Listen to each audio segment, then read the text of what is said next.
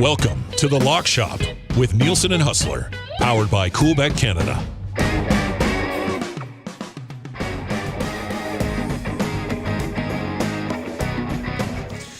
Happy Friday and welcome to another episode of The Lock Shop. It is Nielsen and Hustler back with you once again, ready to get you set for week 2 in the National Football League. We'll recap that Thursday nighter as well. As always, The Lock Shop brought to you by our friends at Coolbet. Go to coolbet.com to sign up for an account right now. And if you're just signing up, you can hop on there, use the bonus code LOCKSHOP, all one word, and you'll get a 100% deposit on your bonus up to $200. And go check out Chris's account too, because I think Chris is dishing out some bonuses this week as well at Coolbet. Chris, he's going to join us a little bit later on. Huss, happy Friday, buddy. What's up? Oh, well, getting ready for the weekend. Cannot wait for week 2. And man, these primetime games have been so bananas. I mean, last Thursday, Cowboys Bucks to start things off was unreal.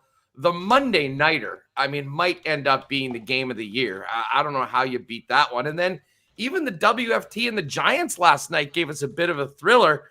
It just goes to show the smallest mistake can be the difference from winning and losing. Man, the offside on the missed field goal, giving Hopkins a second chance listen, that single play could be the difference between one of those teams being in the playoffs and being out.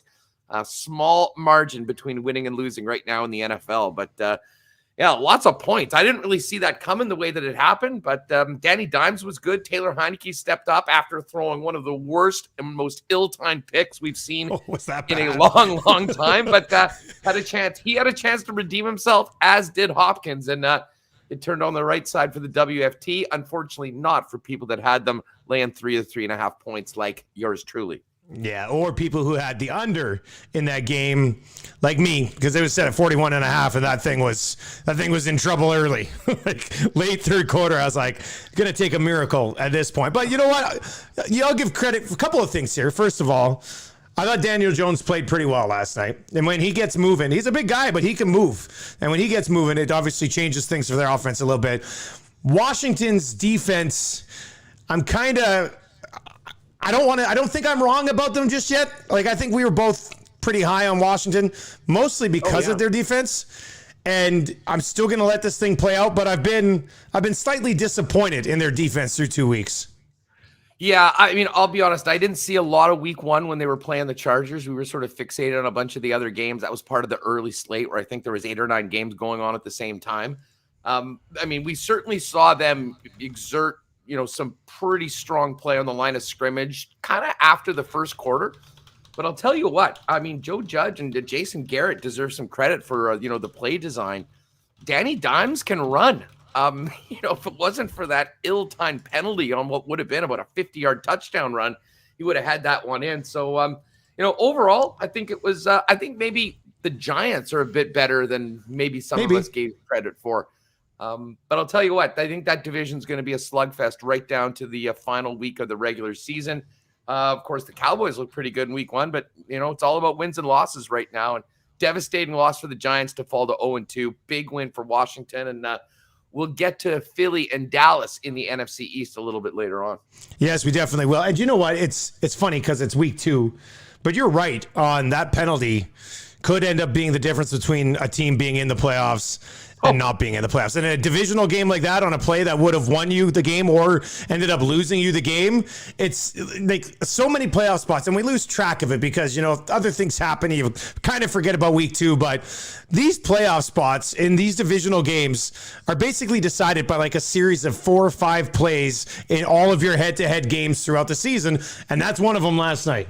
Well, it certainly is. And, in a division where I don't think we expect anyone to really run away with it, you could easily have a tie. I mean, the head-to-head matchups are huge when it comes to the tiebreaker as well. So, I mean, monster win for WFT, very tough loss for the Giants. But the Giants looked a heck of a lot better than they did at home against the Broncos in week 1. That was a pretty ugly performance. Week 1 looking a bit better, but again, it doesn't matter in the win column because they still have a big egg. All right, we're going to get to a partner parlay a little bit later on. Chris Abbott's going to pop by to help us wrap up the parlay. How about Chris bringing 2 picks to the parlay today? What a risky guy. So no pressure, but if you cost us. I'm going to lose it. But we've got a really good boosted parlay today. Like, we're talking almost 9-1, which is awesome. And I love it. I actually really love the parlay, and we're getting it at almost 9-1. We've got our Circa Millions 5 that we're going to get to. We started 3-2 in Circa Million last week. Nice to go 5-0 or 4-1 this week. 3-2. I mean, keep your head above water as well. So we'll come back around to that. We'll take a look at those lines a little bit later on when Chris joins us. But pretty good last week for week 1 in the National Football League. It's obviously tough to get a good read on where exactly you're at week 1. But Huss, the only one we missed on was actually a total. I went with that total in the Atlanta-Philly game and then ended up coming in on the under as opposed to the over. As far as sides go, we were 5-0 last week. So let's build on that. Where are you going, buddy? Absolutely. Well, just first up on the parlay, and Chris making 2 selections for it. Incredible stones to do that after serving up the Minnesota Vikings last week that cost us. And I got to tell you right off the bat, the Vikings are on the shit list. Because not only did they screw that, thank God we didn't have them in the Circa contest. That would have even been harder to take. But usually I get killed in week 1. And I was 3-0 with our picks here. Had some good ones for the Circa. I had 2 separate 5-game parlays. 4 of them came in, had Vikings minus 2.5. They just needed to win by a field goal, and they did it. So they are number 1 on the power poll of anger when it comes to the the bets coming out of week 1. But yeah, to start off my selections, I am going to go with the Dallas Cowboys getting 3.5 against the Chargers. I'm really high on the Chargers. I think that they're going to be a playoff team. I think they showed a lot in that week 1 win on the road against the Washington football team. But I'll tell you what, I thought we saw a lot from the Dallas Cowboys going toe-to-toe with Tom Brady and the Bucs in a game that they absolutely could have won. Many people still talking about the potential OPI on Chris Godwin that wasn't called that set up the winning field goal. I was a little surprised that this number is more than 3 points. And listen, I think it's going to be tight. I think it'll honestly be very similar maybe to week 1 for Dallas. I don't necessarily think that they'll win, but I absolutely think that they'll have the firepower to be right in this football game. Even if they're down late, I could see a backdoor cover coming in. So, considering the situation with the Chargers coming back home, a lot of hype was there opening their stadium as the second tenant. But I think we'll see a Cowboys team that comes out, tries to build on what they had going very, very well, especially offensively. I think this will be a lot of points in this game. Although I do really like the Chargers defense. I mean, we'll see what Derwin James does to kind of limit that Cowboys passing attack. But I love the fact that I'm getting more than 3 points on this. The hook, very key. So give me the Cowboys plus 3.5 against the Chargers. This next one is I realize people might be going, what the hell? I just think that this line and everything we saw in week 1, you don't want to overreact too much. Now, credit to the Seahawks for going in and, taking care of the Colts. I wasn't sure how that game was going to go, stayed away from it. But maybe the biggest, most shocking upset and the way it happened in week 1 was Arizona running all over the Tennessee Titans.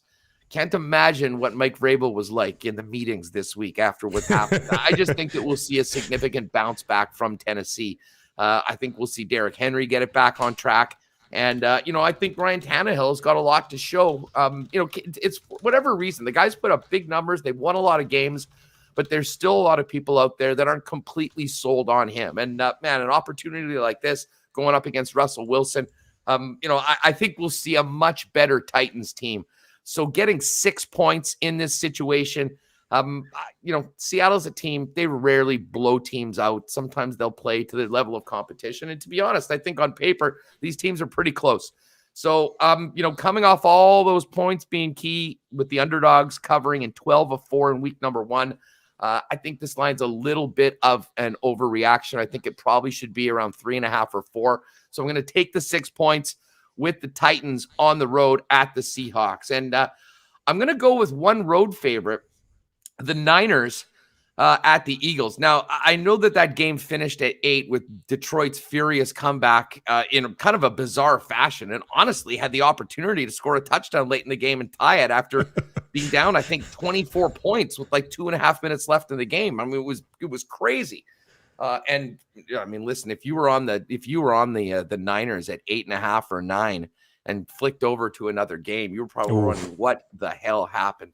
That being said, I'm really high on the Niners right now, and I don't know how much we can take from that Eagles win. I mean, listen, Jalen Hurts balled out. He looked phenomenal. But man, was it the Eagles that were really good or the Falcons just brutal? I'm not really too sure. All I do know is that the Eagles are moving up a couple weight classes going up against Kyle Shanahan and the San Francisco 49ers. They'll have a little bit more tape on Jalen Hurts. And the fact that it's a 3-point game, I mean, hey, if Philly can pull this one off and win, they'll be the surprise early in the season. But partially because of, what we talked about with the Niners season total and that 10.5 wins, part of it is that, they've got some winnable games on the sked. And I certainly think this will be one. And I think Jimmy Garoppolo continues to need to prove himself week in and week out to make sure that he keeps his job, and Trey Lance just comes in for the odd play. So laying only a field goal, I'm high on the Niners. I'm going to take the San Francisco at the Eagles. I'll lay the 3 points on the road. So there are my 3 main picks. I did want to pop in one other selection, and I'm really interested in this matchup. This New England Jets game should be great. Mac Jones going up against Zach Wilson. 2 rookie quarterbacks. Jones had a pretty solid debut. They lost, of course, to the Dolphins, but a big part of that was the fumble by Damian Harris. But you know what? The Jets look pretty good at times. Wilson had a tough start, came around, made a couple big-time throws in the second half of that game. That was pretty close. Despite not covering, they lost by 5. I believe the number ended up being in around 4. Now, this game, I know in the Circa contest is 5.5. You can see it at 6. I'm going to buy it to 7.5. So we've got a touchdown cushion for the Jets. But I do think the Jets at home, there'll be a lot of energy. Robert Saleh's first game at home. Their defense will be ready for New England and Mac Jones. And I think that Zach Wilson will be able to maybe tantalize the fan base a little bit with a strong performance. So I'm going to buy it to 7.5. You can get it at -159 at CoolBet right now. A little bonus pick, but Cowboys plus the points, Tennessee plus the points, Niners -3. Those are my 3 picks for this week's Lock Shop. The one game that I find interesting, because listening on the station before my show starts, it's Keyshawn and Max Kellerman and Jason Williams.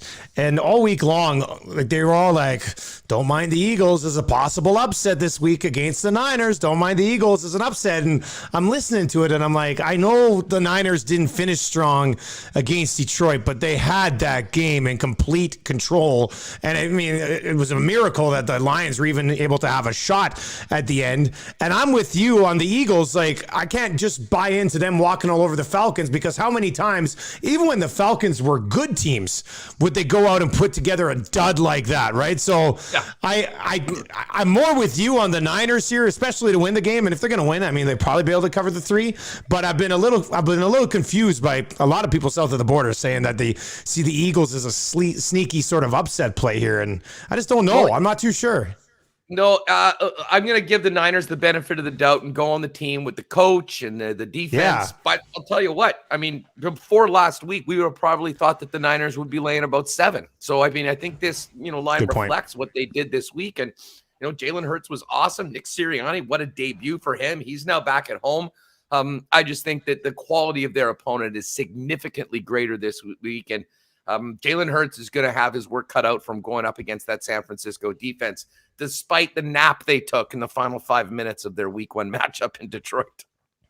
Okay, so I'm going to go with 2 road favorites that we'll get to, starting with the Rams going up against the Colts. And I know you see what happened with the Colts at home last week. Seattle comes in, puts up 28 on them, and, it's week 1. I mean, we still expect the Colts to be a pretty good team. And I had high expectations for Matthew Stafford involved in that Rams offense. And I know it's the Bears, and the Bears aren't necessarily the Colts, but I thought the Rams were as advertised last week. I mean, if you want to take deep shots, they'll take deep shots. If they want to pick you apart, they'll pick you apart. I think they carried the ball 16 times with Henderson for 70 yards. So there's a good balance. Matthew Stafford was over 300 yards. I'm assuming he's going to be close to over 300 yards in a lot of these games this year. So I look at the Rams on the road, -3.5. enough against Carson Wentz and the Colts, who may still need a little bit more time to figure things out here offensively. I do think the Rams are one of the elite in the National Football League this year. And I think the Colts are a team that's still trying to figure out with a new quarterback, and it might take a little bit of time before they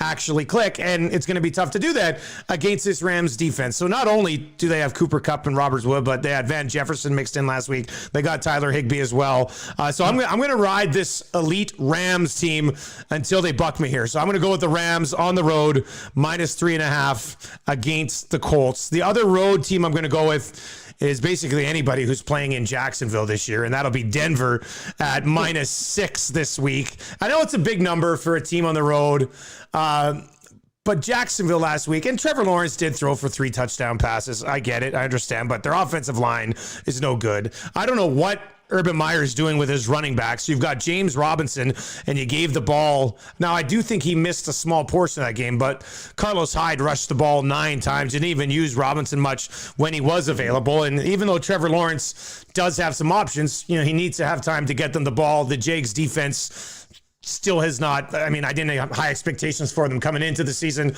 That hasn't changed at all here. And Denver, so I'm laying on the Jags a lot here because I don't think they're going to be a good team again. But I think Denver is going to be a little bit better than many expected. And I know there were some that thought, with a veteran quarterback in there and some weapons, maybe they'll actually, because their defense is going to be legitimate. Maybe they could actually not surprise, but be respectable this year. And I think they might end up being, if not at least respectable, maybe a little bit more, because Teddy Bridgewater, now they lost Jerry Jeudy, but they've got Cortland Sutton, they've got Tim Patrick.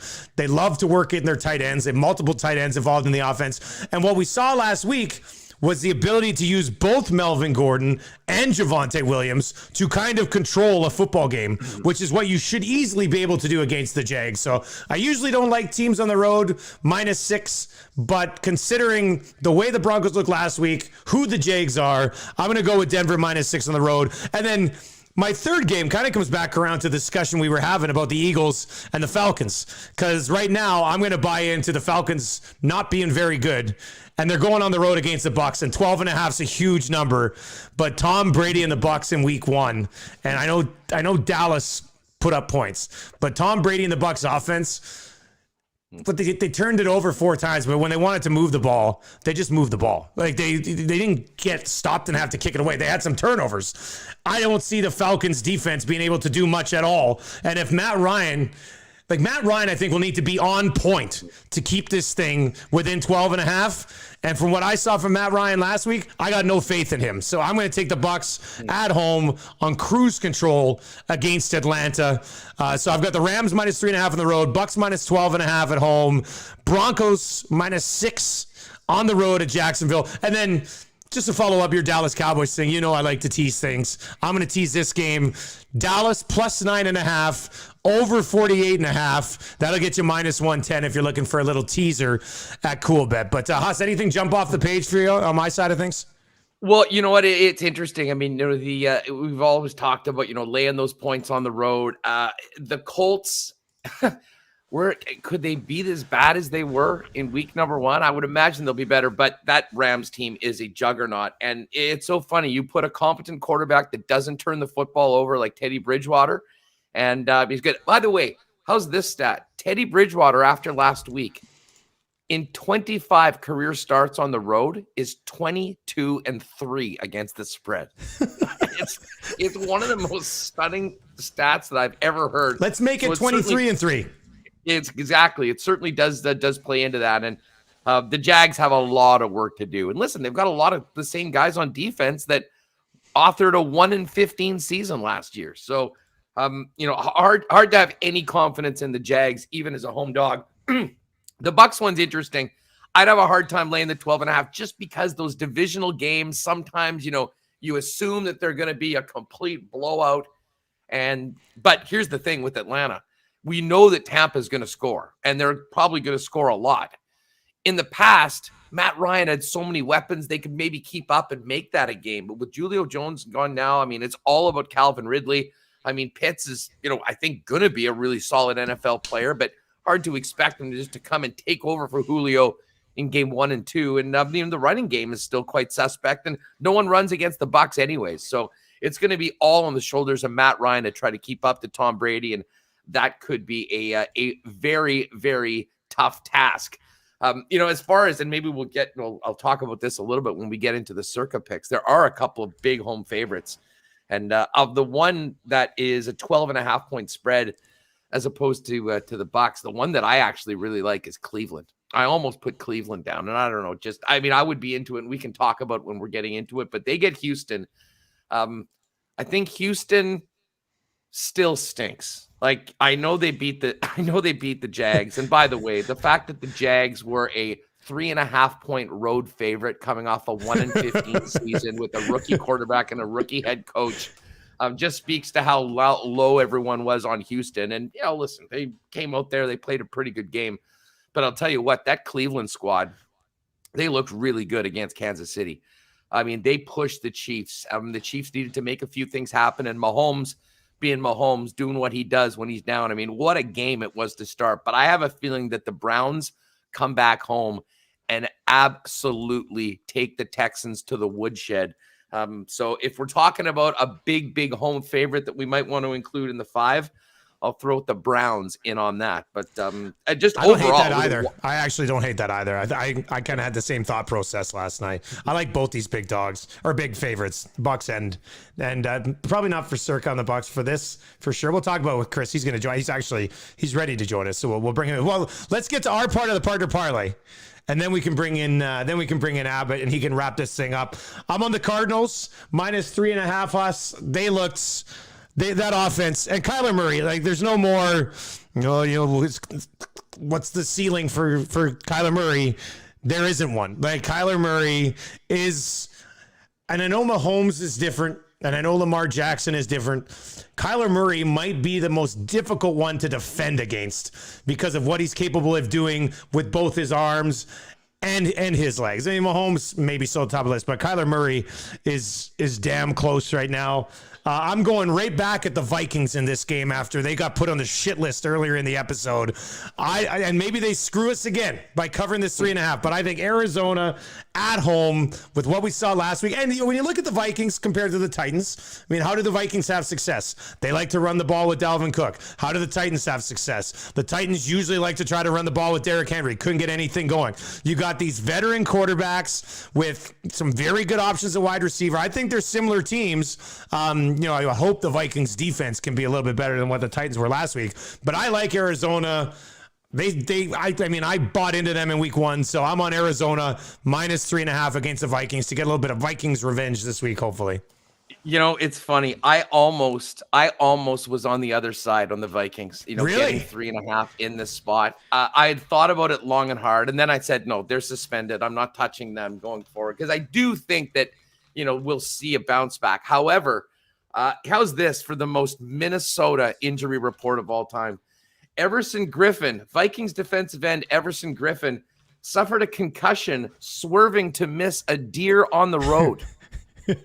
So Griffin is out with a concussion suffered by swerving from the deer. Anthony Barr's out. Christian Darrisaw's out, and Harrison Hand's out. So that's a couple pretty important players on the defensive side for the Minnesota Vikings. So certainly I think it looks better for Arizona right now with that news. As I said, I don't trust the Vikes, but I'm also very leery that they'll come back to screw us in a different way this week.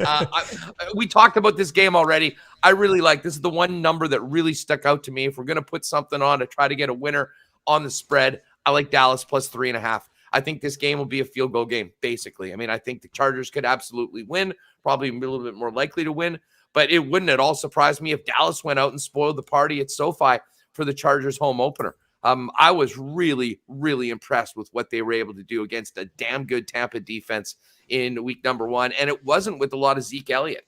So I think if they can get a little bit more balanced and get Zeke going, the points will be there. It's just a matter of what the defense can do against Justin Herbert and a pretty high-octane Chargers offense as well. So I think like this game, I think it's going to be one of the games of the week. Certainly we'll be watching it.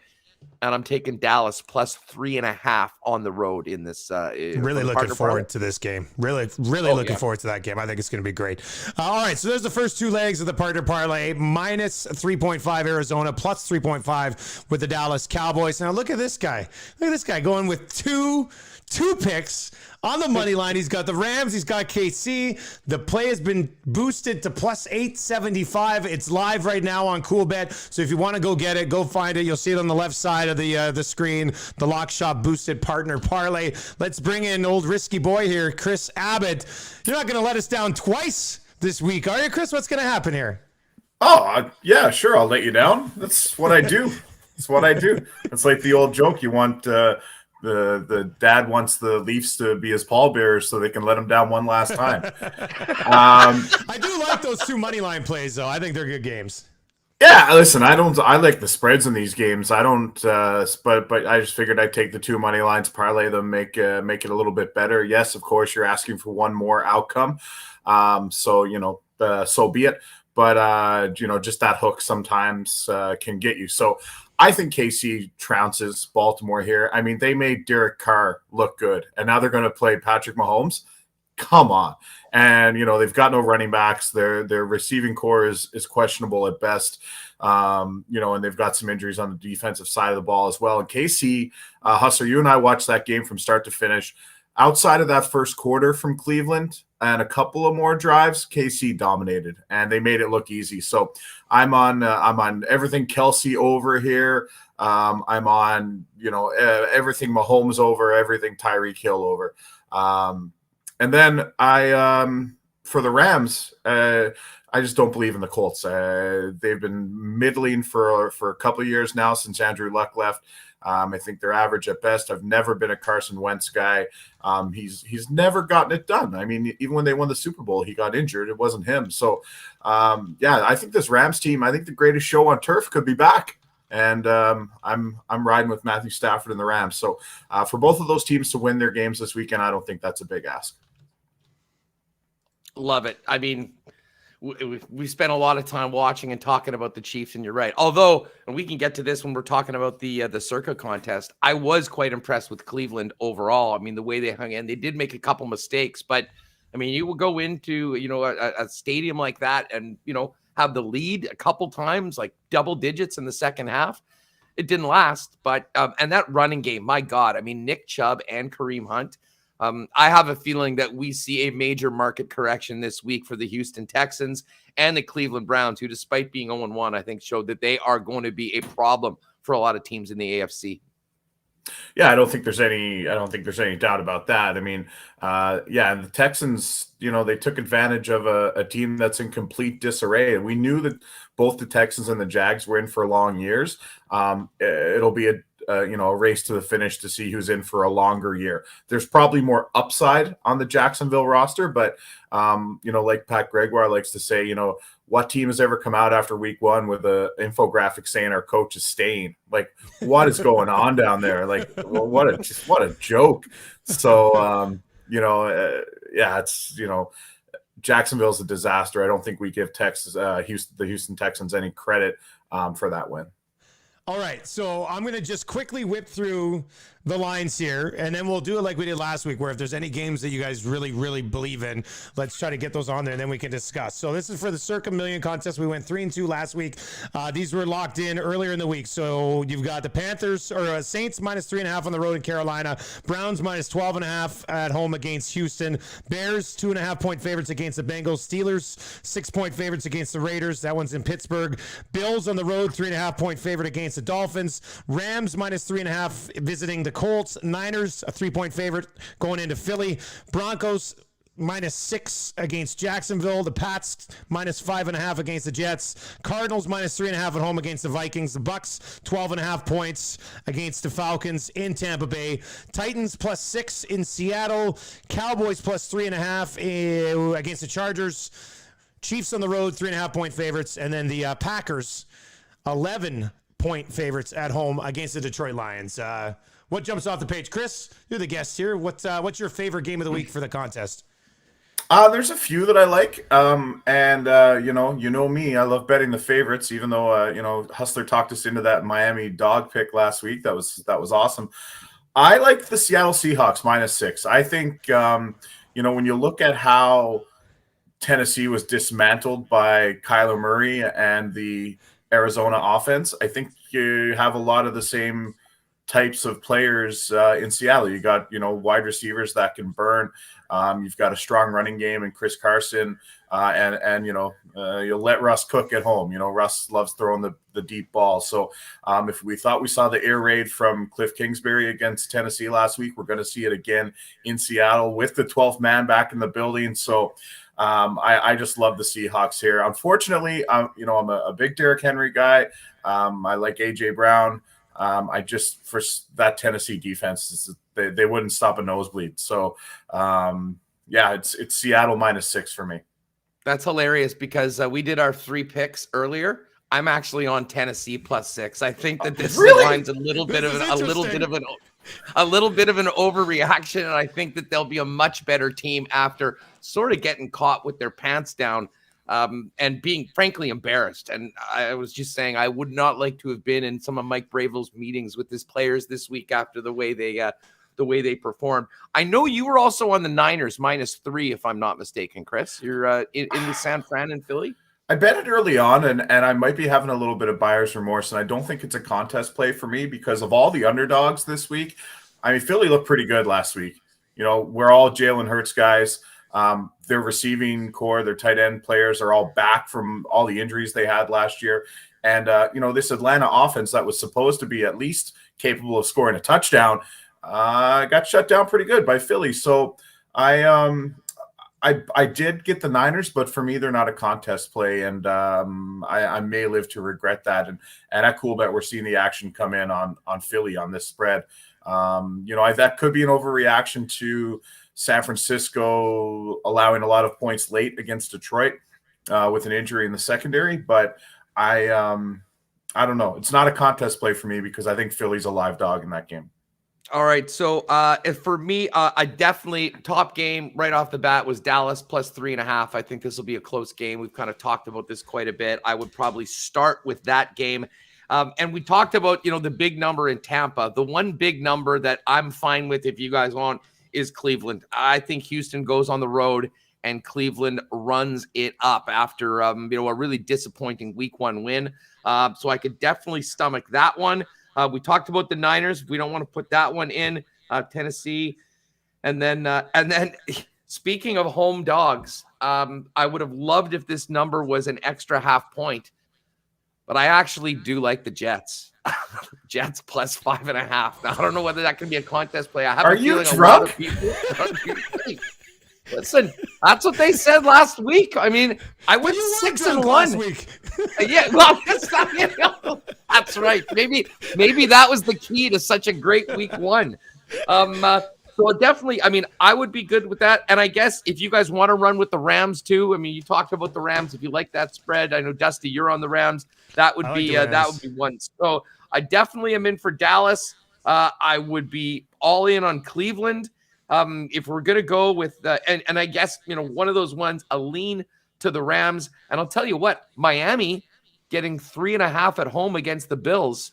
I don't mind that either. I mean, listen, they could have easily lost that game, but Buffalo, I think, still has a little bit of work to do. Brian Flores is they'll be ready to go. And Tua, he did show some things. That Jalen Waddle is a player. I mean, he now certainly has the weapons. There's no excuses. There's no excuses for Tua. And I really do like that defense. So, I mean, I would throw that out as a home dog as well. Dusty, what do you got cooking?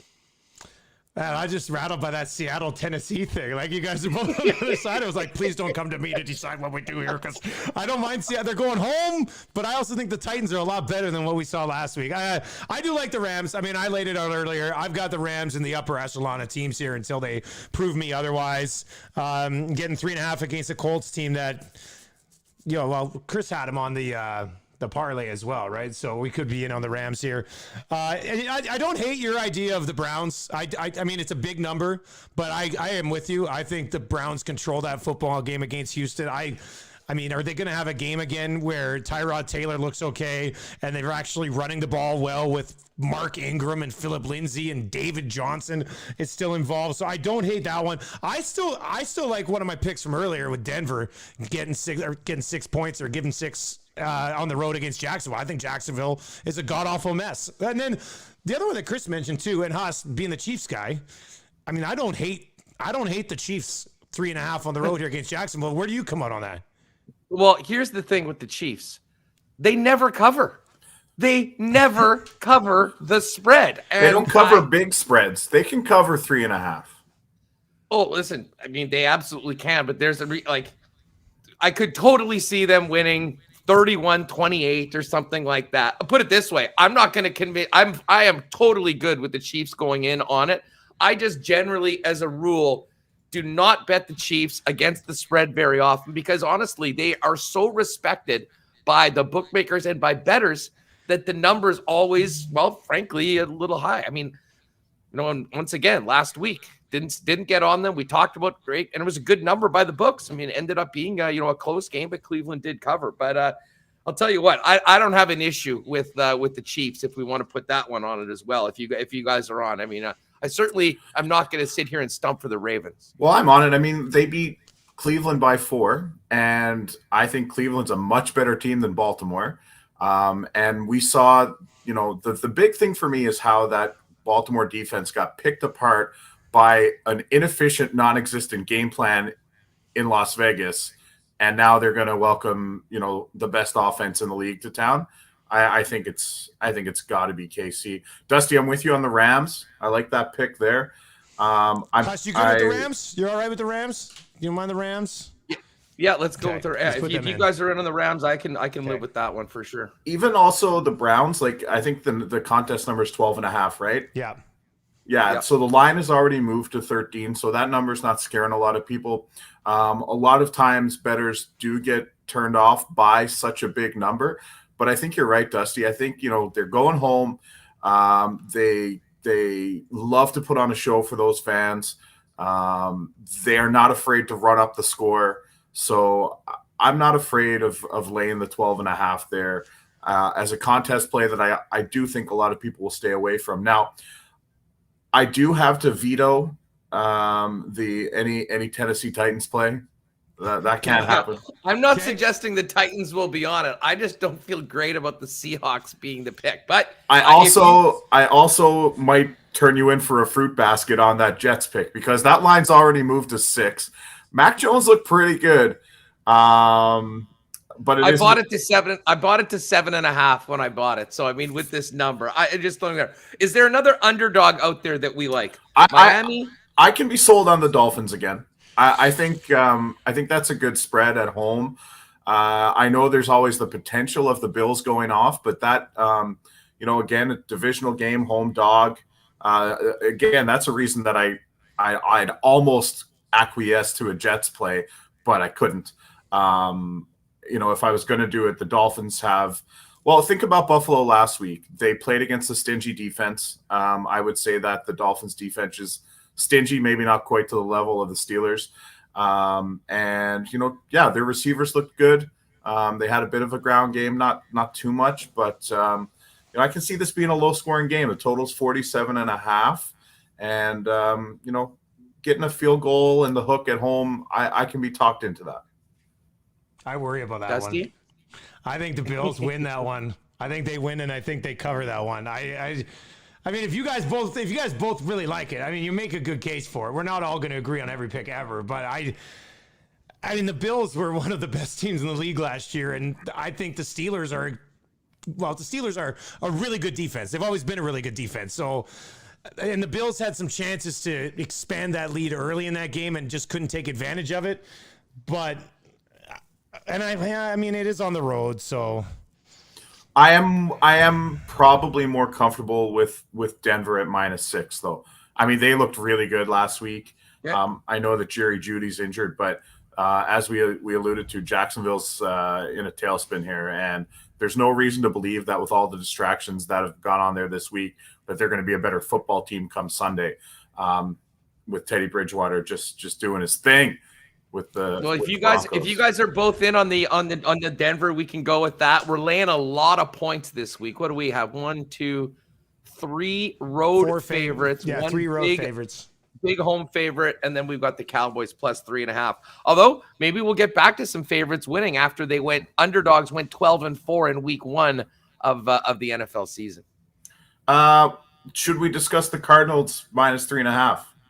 Or I had them on the parlay. I mean, I like them, but I don't know. What do you guys like? I'm okay with that. I'm totally okay with the Cards minus 3.5. But how do you like the Vikings to bounce back here? Well, I just think that I think the potential of the Vikings showing up and being way better than they were in week 1 is greater than the Jags all of a sudden showing up and being a team that, you know, is going to run with the Broncos. So, yeah. I mean, if you're asking me between those two, I'll go. And as I said, Teddy Bridgewater, 22-3 on the road as a starting quarterback. I mean, at some point, you just ride with that. So I think Denver, of those two, as far as Arizona or Denver, I think we go with the Broncos. Okay, and one more to consider is the New Orleans Saints, who looked really friggin' good going into Carolina. I'm not sure where Carolina is yet, though, so I don't know if we want to touch that one. Yeah, I want to see more of Jameis before I realize, like, if he's not going to turn the ball over a ton again. Yeah. I don't know. Huss, what do you think? I know you got to do your show here quickly, so we got to wrap up. But I mean, listen, I think with what we've got on the screen, I mean, we can live with this. We got the Cowboys plus 3.5. We got the Chiefs minus 3.5. Rams minus 3.5. Browns with that big number, 12.5 at home, but against the Texans. And Teddy Two Gloves on the road against the Jacksonville Jaguars at -6. Let's get it. Okay, I like it. I'll sign off on it. Yeah. All right, let's do it. There you go. There's our 5 plays, 3 road favorites by. We'll see how it goes. I think we're on some really good football teams this week. I think it's just a matter of these football teams can do what they need to do. So and we're going against the Jags, which is never a bad idea. So, but I love this discussion of coming to terms on these picks. This is great. I love it. Chris, great chatting with you again, buddy. Absolutely, my pleasure, fellas. Let's get at least a 4-1 if we can't sweep the board this week.